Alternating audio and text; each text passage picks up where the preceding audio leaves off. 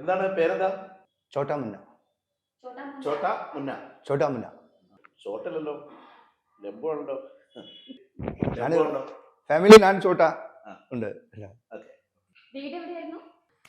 ഇവിടെ ബംഗാളി. ഇവിടെ ഇവിടെ കേരളത്തിലെവിടെ? കേരള വന്ന് കുറെ ഉണ്ട്. ഒരു 13 വർഷം കേരള ഉണ്ട്. എന്ത് പെർഫോമൻസ് ചെയ്യാൻ പോകുന്നത്? പ്രിപ്പയർഡ് ഇല്ല. ഒരു അങ്ങനെ പരിപാടി സ്റ്റേജിൽ ഫസ്റ്റ് ഞാൻ സ്റ്റേജിൽ വന്നത്. അപ്പോൾ ഞാൻ അതൊരു എൻ്റെ ജീവിതത്തിൽ നടന്ന് ഒരു നമ്മുടെ ഇമ്പോർട്ടൻ്റ് കല്യാണം കഴിഞ്ഞു. ഇവിടെ ഇല്ല, അവിടെ പെണ്ണ് അവിടെ കല്യാണം ഇവിടെ ഉണ്ട്, പെണ്ണ് ഇവിടെ ഉണ്ട്. ഇല്ല, ഒരു പെണ്ണ് ഞാൻ കല്യാണം കഴിച്ചു അവിടെ ബംഗാളിൽ കഴിച്ചു. പെണ്ണ് ഇപ്പൊ ഇവിടെ ഉണ്ട്, നാട്ടിലും ഉണ്ട്, ഇവിടെ ഉണ്ട്. മലയാളം സംസാരിക്കും. മലയാളം സംസാരിക്കും. ഇപ്പൊ ഒന്ന്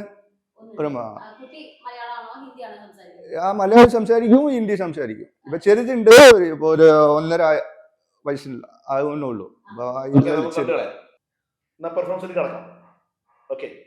അപ്പൊ എന്റെ ജീവിതത്തിൽ ഇല്ല നടന്ന കല്യാണം നടന്ന് അത് സംഭവം ഞാൻ കഥ പറഞ്ഞ് അവതരിപ്പിക്കാം, മലയാളം അവതരിപ്പിക്കും. വേറെ ഒന്നും പ്രിപ്പയർഡ് ഇല്ല. ഞാൻ എന്റെ ജീവിതത്തിൽ നടന്ന ഞാൻ ചെയ്ത് സംഭവമാണ് കല്യാണം നടന്നത്. സ്റ്റാർട്ട് ചെയ്യാം.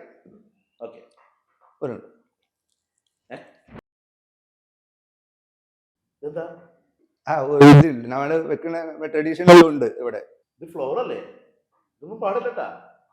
മരുന്ന് ഉഷാറേ അത് ആരംഭമാണ്. അവിടെ എൻ്റെ കല്യാണം കഴിഞ്ഞ് 4 ദിവസം ആയിട്ടുള്ളൂ. കല്യാണം കഴിഞ്ഞ് 4 ദിവസം ആയിട്ടോ നമ്മൾ ഈ സിനിമ കണ്ട് റിവ്യൂ വരില്ലേ, റിവ്യൂ വരുന്ന പോലെ നമ്മള് കുടുംബക്കാരുണ്ട്, കുടുംബത്തിന്റെ കുടുംബമുണ്ട്, അച്ഛന്, അമ്മ, ഭയ്യ, ബഹൻ, ദാദി, മാമി, കുടുംബത്തിന്റെ കുടുംബക്കാർ, ഫ്രണ്ട്സുകളുണ്ട്, ഫ്രണ്ട്സിന്റെ കുടുംബം, അവരെല്ലാരും, പിന്നെ മെമ്പർ, പഞ്ചായത്ത് മെമ്പർ ഉണ്ട്, മറ്റേ ബ്ലോക്ക് മെമ്പർ. എന്ത് പറയുന്നത്, നമ്മൾ വീട്ടിൽ പാല് കൊണ്ടുവരാൻ വരുന്ന പാൽക്കാരൻ വരെ ചോദിക്കുകയാണ്. ചോദിച്ച് നിങ്ങൾക്ക് ഇതുവരെ ആയില്ലേ, കുട്ടി ആയില്ലേ എന്ന് ചോദിച്ചു. അങ്ങനെ കുട്ടി ആയില്ല എന്ന് ചോദിക്കുക. പിന്നെ അവിടെ എന്റെ ഭാര്യയുടെ അമ്മ ഉണ്ടല്ലോ, അമ്മ വന്ന് ഓരോ നമുക്ക് എന്താ പറയാ, ഈ മുരിങ്ങാക്കോളില്ലേ, ഈ രാവിലെ മുതൽ നമ്മൾക്ക് എന്താ മുരിങ്ങാക്കോൽ, രാവിലെ മുതലിന്റെ സാധനങ്ങൾ ഫുൾ, ഒരുപാട് കറികൾ ഫുൾ മുരിങ്ങാക്കോലിന്റെ, രാവിലെ മുതൽ രാത്രി വരെ ഫുൾ മുരിങ്ങാക്കോലിന്റെ കറികൾ മാത്രം ഒക്കെ ഇത് വന്ന് തരും.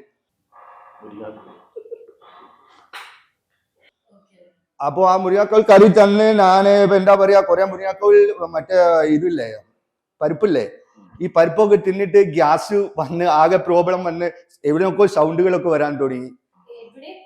സൗണ്ടുകൾ ഗ്യാസ് കയറിയാലും ഉണ്ടാവുന്ന സൗണ്ട് ഒക്കെ അല്ലേ. പിന്നെ ഒരു ദിവസം ആ പെരട്ട തള്ള വന്ന്, എൻ്റെ ഭാര്യയുടെ അമ്മ വന്നിട്ട് എന്നോട് പറഞ്ഞു, എനിക്ക് നമ്മള്, അതായത് ഒരു കുട്ടീനെ കണ്ടതിന് ശേഷം മരിച്ചാൽ മതി, അവർക്ക് ഒരു കുഞ്ഞിക്കാൽ കണ്ടതിന് ശേഷം അവർക്ക് മരിക്കണം അത് പറഞ്ഞു. ഞാൻ എൻ്റെ ജീവിതത്തിൽ ഒരു മോട്ടിവേഷൻ സ്പീച്ച് ഞാൻ കേട്ടിട്ടില്ല. അപ്പൊ അത് ആ മോട്ടിവേഷൻ കൊണ്ട് ഞാൻ എന്ത് ചെയ്തു, 2 ആഴ്ച ഞാൻ എന്റെ ജോലി ലീവാക്കി ഞാൻ ഇതിലേക്കുള്ള ജോലി തുടങ്ങി. അങ്ങനെ ആ ജോലി തുടങ്ങി കുറച്ച് കാലം, എന്താ പറയാ, വിഷു വന്നു, ഈസ്റ്റർ വന്നു, പിന്നെ തിരുവോണം വന്ന് നമ്മുടെ മുറ്റത്ത് കൊഞ്ഞണം കുത്താൻ തുടങ്ങി. ഈ കൊഞ്ഞണം കുത്തു പറയില്ല, മലയാളത്തിൽ പറയോ, തിരുവോണം വന്നു കൊഞ്ഞണം കുത്തു പാട്ട് കൊണ്ടല്ലോ അല്ലേ. ഇല്ല, ആയില്ല. അങ്ങനെ കുറെ കാലം കഴിഞ്ഞ് ഞങ്ങൾ പ്രാർത്ഥിച്ചു. ആ സമയത്ത് എന്റെ വൈഫ് പ്രഗ്നന്റ് ആയി. അപ്പോൾ നമ്മൾ എന്ത് ചെയ്തു, അവിടെ ഇവിടെ പോയി, നമ്മളെ ഹോസ്പിറ്റലിൽ പോയിട്ട് അവിടെ നമ്മളെ പ്രൊഫസറുടെ റൂം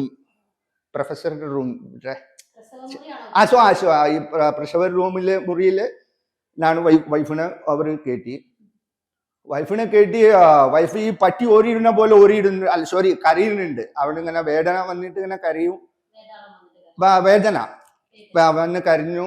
അപ്പൊ ഒരുപാട് കരഞ്ഞ് ഇങ്ങനെ ഒച്ച ഉണ്ടാക്കുന്നു. അപ്പൊ ഡോക്ടർ വന്നു, എന്നെ വിളിച്ചു.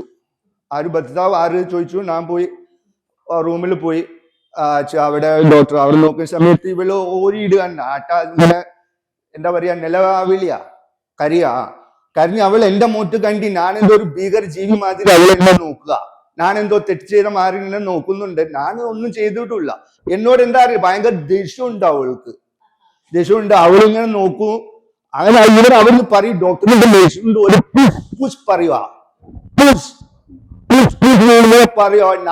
പറയുന്നു. അവള് എന്റെ മുഖത്ത് നോക്കുന്നുണ്ട്.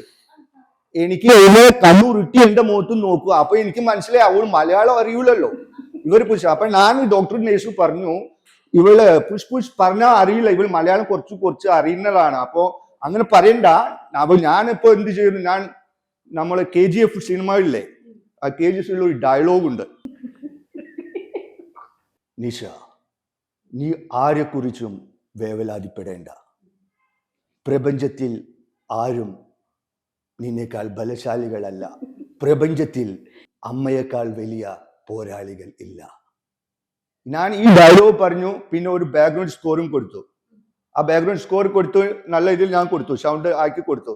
ഞാനാണ് തണ്ട, ഞാനാണ് തണ്ട, ഞാനാണ് തണ്ട, ഞാനാണ് തണ്ട, ഞാനാണ് തണ്ട, ഞാനാണ് തണ്ട.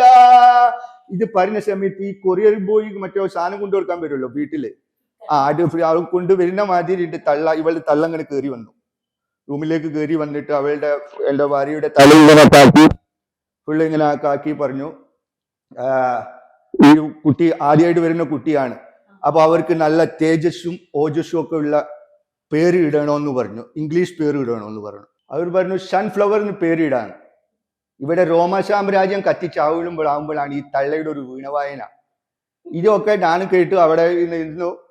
അപ്പൊ കുറച്ച് ഇവള് ഒരു നിലവിളി, അതായത് നമ്മളെ പപ്പു ഇല്ലേ, മലയാള സിനിമയിലെ കോമഡിയിലെ മരിച്ചുപോയി പാവല്ലേ, അവര് ഒരു ഡയലോഗ് ഉണ്ടല്ലോ,